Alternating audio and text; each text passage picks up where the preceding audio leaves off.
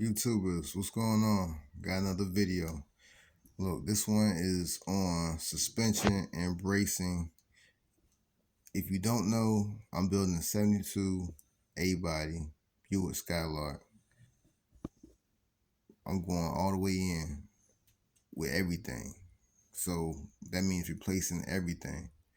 So these videos I'm doing with the tabletop, like parts list, is just, to get you acclimated on what you should replace if you're going to go all in. If not, you know what I'm saying, just look and see, because you might pick and choose little components that you want to replace or you don't want to replace at all.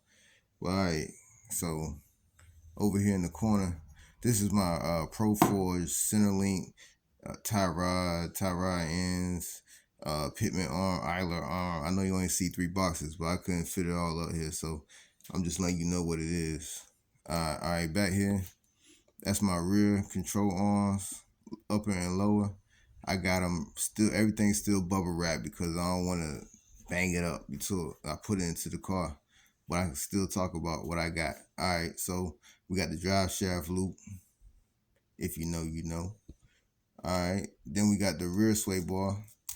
Again, the same problem with space. I couldn't put the front sway bar up here, but I got it. I got front and rear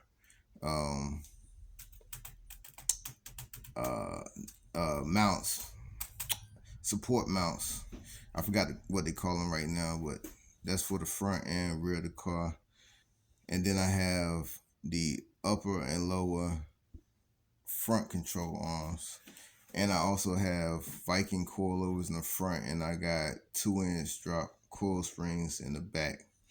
So that's my parts list for my suspension for this 72 A-body Buick Skylark.